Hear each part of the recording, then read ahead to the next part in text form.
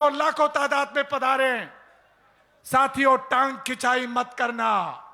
जो आवाज का बंदा चाहे वो निर्दलीय खड़ा होता है, जिसको टिकट मिलता है, एक बार दिखा दो इन पार्टियों को कि समाज के अंदर इतनी बड़ी ताकत है। और जब आपके निर्णायक स्थिति का वोट बैंक है तो किसकी चिंता करते हो साथियों?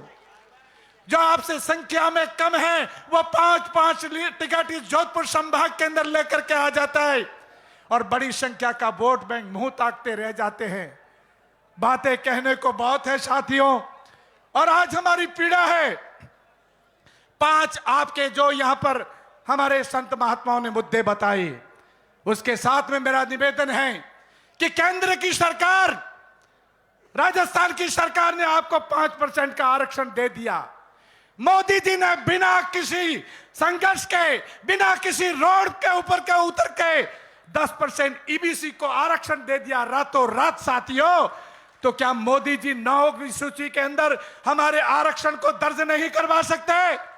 यह भारतीय जनता पार्टी के लोगों को सोचना होगा, वरना आपको इलेक्शन में जवाब देना होगा। और मैं यहां पर उनके उच्च नेता जो बैठे हैं, हमारी 9वीं सूची के अंदर हमारा आरक्षण जोड़ा जावे।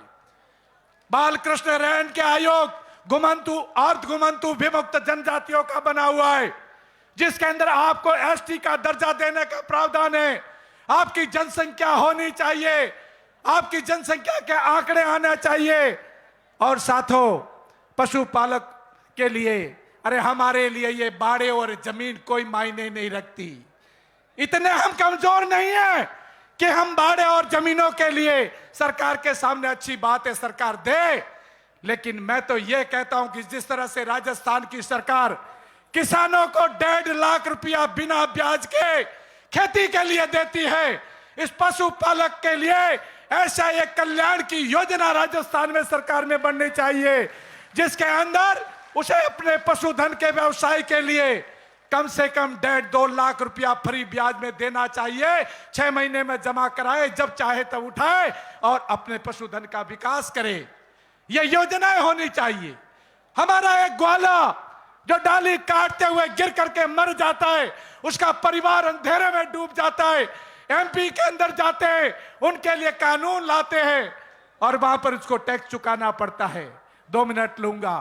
एक तरफ जब हमारी भारत की सरकार एक देश एक कानून की बात करती है, तो इस पशुपालकों का टैक्स खत्म कर देना चाहिए। पूरे भारतवर्ष के अंदर हमारे लोग परेशान नहीं होने चाहिए। मेरा निवेदन है कि हम वो याचक का समाज नहीं है साथियों। यह देवासी समाज वो समाज है, आपको तीर्थगिरी जी ने इतिहास बताया है। और सन 71 के अंदर इस देवासी समाज ने पाकिस्तान की ऐसी की तैसी करके हमारी आर्मी को सहयोग करके उसको नेस्तनाबूद करने का काम इस देवासी समाज ने किया था। मैं धन्यवाद देता हूं देवासी समाज के आज उस स्वर्ग में बैठे हुए पगी भाई रणछोड़ जी देवासी, मानेक शाह, जिसने उनके साथ में नाश्ता किया। और उस रणछोड़ भाई पगी ने हमारे भारतीय सेना की 10,000 फौज को नियत समय से पहले रास्ता बता करके पाकिस्तान को नेस्तनाबूद कराने का काम किया था। ये वो देवासी समाज है, हम याचक समाज नहीं है। हम जिस दिन उठ खड़े होंगे ईंट से ईंट बजा देंगे। यह समंदर की तरह से शांत समाज है, कोई भी पार्टी इसको हल्के में नहीं ले। और सबसे बड़ी चीज इस देवासी समाज की, कहते हैं महाजन कौम बहुत चतुर होती है साथियों, लेकिन मेरा मानना है कि यह देवासी समाज कौम उस महाजन कौम से भी बहुत चतुर है। अगर यह किसी का विश्वास कर ले तो किसी का साथ छोड़ने वाली नहीं है, दगा करने वाली नहीं है, धोखा देने वाली नहीं है। और जिसके दिमाग में कीड़ा पैदा हो गया, अविश्वास हो गया, उसको नेस्तनाबूद करने वाली यह समान है साथियों। मैं ज्यादा समय हो गया, 1 मिनट के अंदर मेरी बात को पूरा करता हूं। साथियों, आपसे मेरी गुजारिश है, अपनत्व का भाव रखें, समाज के अंदर टांग खिंचाई का वातावरण पैदा नहीं हो। हमारा जो भी बंदा है उसे आगे ऊंचाइयों, क्योंकि राजनीति करने वाला राजनीति करेगा, व्यापार करने वाला व्यापार करेगा। थोड़े दिनों पहले सबे झब्बा पजामा आकर के व्यापार के क्षेत्र में पैसे के बल पर अगर कूद जाता है तो साथियों सोचना होगा कि अपने ही बंदे को आप काट रहे हो। ऐसा काम कहीं पर भी नहीं होना चाहिए। मैं अंत में आप सब लोग यहां पर पधारे और हमारे मंचासीन हमारे साधु संतगण महात्मा भूले अर्जुन को कर्मयोग का पाठ पढ़ाने आए हैं हमारे संत महात्मा। और आप सभी लोग भूले अर्जुन को कर्मयोग का पाठ पढ़ाने आए हैं। अरे शेष जा मेरी नौजवान साथियों की समाज, तेरा इतिहास लिखाने आए हैं, तेरा इतिहास लिखाने आए हैं। इसी आशा और विश्वास के साथ में लास्ट में मेरी एक पंक्ति, कबीरा जब हम पैदा हुए जग हंसा हम रोए, ऐसी करनी कर चले हम हंसे जग रोए। अपने अपने क्षेत्र के अंदर ऐसा समर्पण जैसा आज दिया है इस देवासी समाज को हर व्यक्ति देगा तो एक दिन हमारी मौत तो निश्चित है साथियों। जिस दिन हम जाए, आज भोपाल बाग को याद करते हैं, सब्जी रोज को याद करते हैं, उन पुण्य आत्माओं को क्यों याद करते हैं, वो दुनिया आपको याद करेगी। इसी आशा और विश्वास के साथ में आप पधारे। जय हिंद, जय भारत, जय देवासी समाज। बोले भोलेनाथ की, सर्वनाथ की, श्री राम। अगले वक्ता के रूप में मैं आदरणीय गोवा भाई से निवेदन करूंगा कि वो मंच पे पधारे। भागीरथ जी 2 मिनट पधारे और रामासामा कर ले। भागीरथ जी जैतपुर, 30 सेकंड से अधिक समय नहीं है भागीरथ जी आपके पास।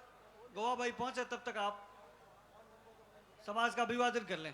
एक फोन मिला है, एंड्रॉइड फोन है, नेतीराम देवासी भेव लिखा हुआ है और फोटो लगा हुआ है। जिस किसी का भी हो वो सज्जन यहाँ स्टेज के पास आ जाए, ले जाए। हेलो, भारत माता की, भारत माता की। इस जोधपुर नगरी में पधारे समस्त मेरी देवासी समाज और जो सूर्य नगरी के नाम से जाना जाती है, आज ये सूर्य नगरी आज लाल रंग से पगड़ी से नाम से जानी जाएगी। समस्त साधु संतों से मेरा प्रणाम और सभी जो गांव गांव और जिले जिले से पधारे सभी से मेरा राम राम। धन्यवाद, धन्यवाद। आदरणीय गोवा भाई पूर्व विधायक हैं। बोलो भारत माता की।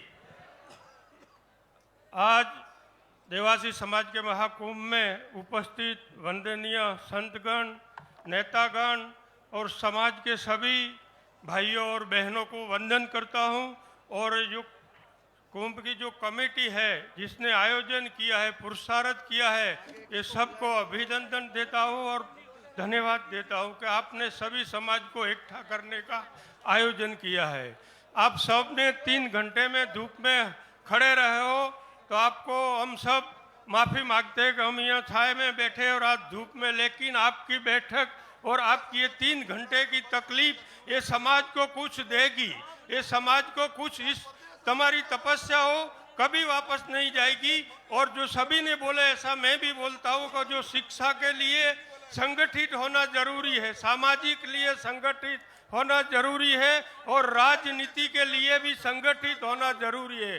अगर समाज संगठित होगा, एक होगा तो सभी समस्याओं दूर होगी और सभी राजनीति पार्टियां आपके पास पूछेगी, ये सब आयोजकों को पूछेगी क्या करना है, लेकिन आपको संगठित होना खूब जरूरी है। जो समाज संगठित है वही कुछ पाता है। अगली बात किसी ने कहा गुजरात में वो आंदोलन हुआ और 10% आया, लेकिन उसने संगठित होके गोलियां खाई लेकिन संघर्ष नहीं रखा, उसने संघर्ष करते ही रहे और उसका परिणाम मिला। इसी तरह आप पण सब संगठित होके सभी जगह पे एक रहोगे तो समाज का जरूर सभी क्षेत्र में आगे होंगे। बस आज मुझे यहाँ बोलने का मौका दिया बिजल आयोजक का और आपका आभार मान के बैठ जाता हूँ। जय धन्यवाद, धन्यवाद। सुभाष जी सरपंच हरियाणा से आए हुए रामासामा करेंगे 2 मिनट। और अगले वक्ता के तौर पे मैं आदरणीय सतपाल जी को याद करूंगा कि वो आए और अब संबोधन दें। सारे समाज बंधुओं को मेरा घना घना राम राम सा। यहाँ इस कुंभ के मेले में आने पर मुझे बहुत बहुत बहुत बहुत ज़्यादा खुशी हुई, लेकिन मैं ज़्यादा टाइम तो मेरे को मिलेगा नहीं बोलने के लिए, लेकिन मैं फिर भी एक बात कहना चाहूँगा। यहाँ बोलने वालों ने हमारे समाज की बहुत बहुत ज़्यादा से ज़्यादा तारीफ करके लोगों को सुनाई है, लेकिन मैं समाज की तारीफ ना करते हुए इसकी एक कमी आपको बताने जा रहा हूँ। जो आप में से कोई भी लीडर जितने भी बोल रहे हैं किसी ने नहीं बताई। इतनी 5 लाख रेबारी आज यहाँ इकट्ठे हुए हैं सर, समय का, लेकिन ये एक भी विधानसभा सीट नहीं जीत पा रहे, क्यों नहीं जीत पा रहे? तो प्लीज हाथ जोड़ के मेरी आपसे प्रार्थना है कि आज ये कसम खा के आप यहां से जाना, इस पावन धरती से, कि कोई भी चुनाव कभी भी हो, मैं अपना वोट रेबारी कैंडिडेट को छोड़ करके किसी को नहीं दूंगा।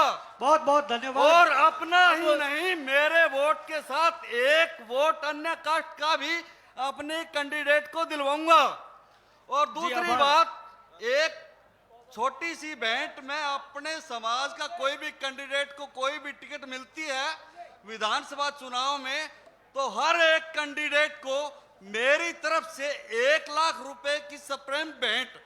और आज मैं पूरे रेवारी समाज को, राजस्थान को जानता नहीं, 2 ही नेताओं के नाम आज तक मैंने सुने हैं, रतन देवासी जी और ओटाराम जी देवासी।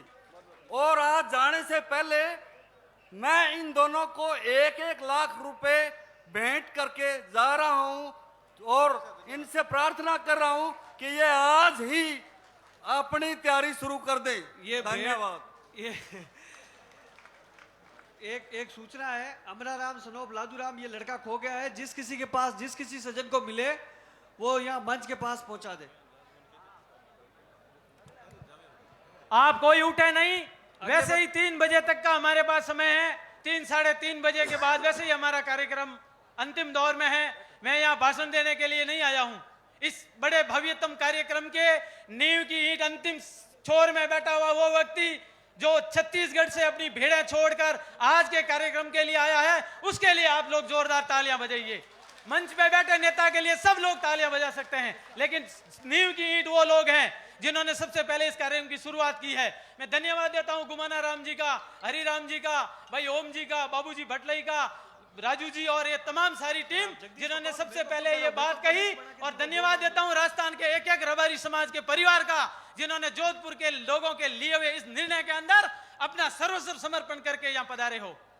आज इस मंच के माध्यम से मैं कार्यकर्ता हूं पार्टी का, इसलिए एक ही बात कहूंगा, मगध राज्य के अंदर जब अराजकता फैली थी तो चाणक्य गया और उसने देखा कि मगध का राजा मगध हो रखा है, तो उसने बाहर निकल के कसम खाई कि इस मगध के राजा का राजनाश करने के लिए मैं कोई राजा पैदा करूंगा।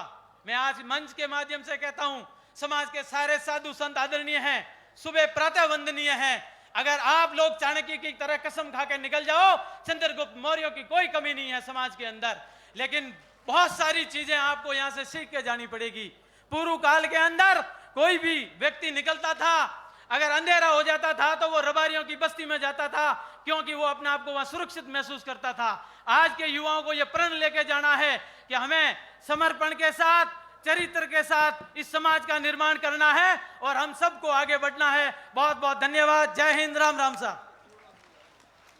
गुजरात से अगले वक्ता हमारे बीच, गुजरात से जीवराज भाई हाल।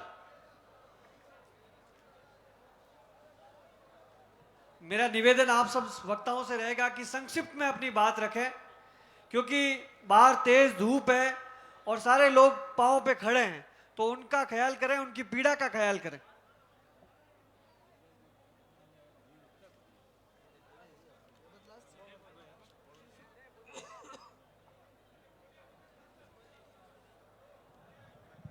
बोलिए जयतेश्वर महाराज की जय हो। अपने देवासी समाज महाकुंभ में आप सभी का मैं हार्दिक हार्दिक गुजरात की ओर से स्वागत करता हूं, अभिवादन करता हूं।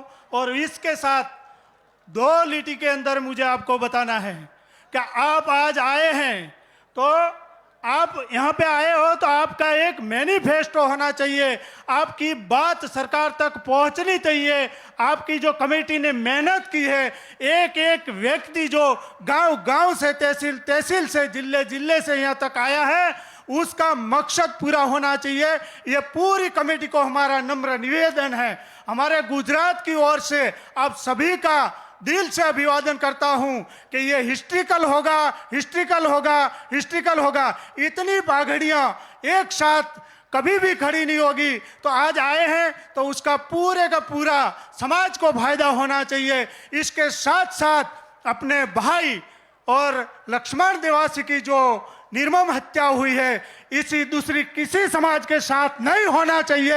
ऐसा भी आज अपने समाज को तय करना चाहिए। ऐसा निवेदन करके आप कमेटी का और पूरे संतों के चरणों में वंदन, समाज के नेतृत्व करने वाले सभी को वंदन। आप सभी का आभारी हूं। हमें 1 मिनट के लिए बोलने का मौका दिया। आप सभी को वंदन। जय विहोतर, जय बड़वाड़ा, जय माता जी। अगले वक्ता के लिए मैं निवेदन करूंगा आदरणीय सागर भाई ने सर जोरदार तालियों के साथ जोरदार तालियों आज के के- साथ स्वागत राजस्थान के अंदर राजनीतिक चेतना लाने वाले हमारे आदरणीय सागर भाई के लिए जोरदार तालियों के साथ स्वागत। आज के इस महाकुंभ में हम सबको आशीर्वाद देने के लिए पधारे हुए समाज के सभी संतगण को मैं नमस्कार करता हूं। यहाँ पर उपस्थित राजस्थान से हमारे समाज के कर्मठ नेता और सामने गुजरात के भी नेता बैठे हैं, इन सबकी उपस्थिति थे। आज के कुंभ में एक अच्छी हाजिरी दिखाई दे रही है, मगर सबसे पीछे और साइड में धूप में काफ़ी समय से जो अपना समय दे रहे हैं, ऐसे सभी समाज बंधुओं को मैं वंदन करता हूं कि आप आए और जो शिस्त मैंने यहाँ पर हमारे कुंभ में देखी है वो जबरदस्त है। सुबह जब मैं कोई होटल से निकल रहा था तो बसों में बहने और हमारे समाज के सब लोग जैसे कोई शिस्तबद्ध सैनिकों का एक प्लाटून चल रहा हो, इस तरह से पूरे शहर के लोगों की नजरें इनके ऊपर पड़ी। मैं कहूंगा कि आज हमारे समाज के लोगों ने इस कुंभ में पहुंच के बहुत बड़ी शोभा बढ़ाई है। 5 प्रतिज्ञा की तो बात हुई, समाज की बहुत उपेक्षा है, चारों ओर से उपेक्षा हो चुकी है। अब समाज को अपेक्षा है, समाज को अपेक्षा ये है काम किया है, मैं दोबारा उनको धन्यवाद देता हूं। अब कोई ताकत रोक नहीं पाएगी समाज को, सारी पार्टियों को इसकी नौंद लेनी पड़ेगी और सब अपना हक लेके रहेंगे, ऐसी ताकत मैंने आप में देखी है।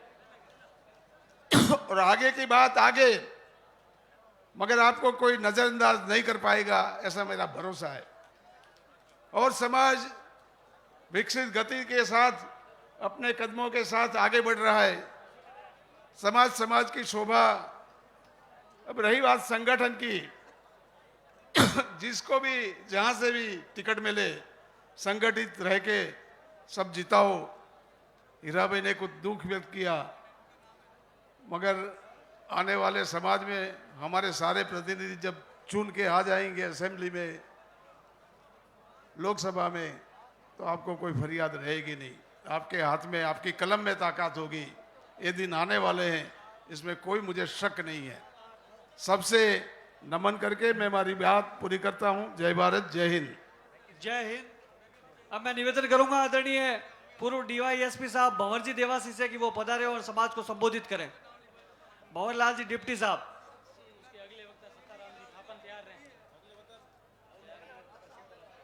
अगले वक्ता के रूप में आदरणीय मैं सत्ताराम जी से निवेदन करूंगा कि वो राजनीतिक चेतना की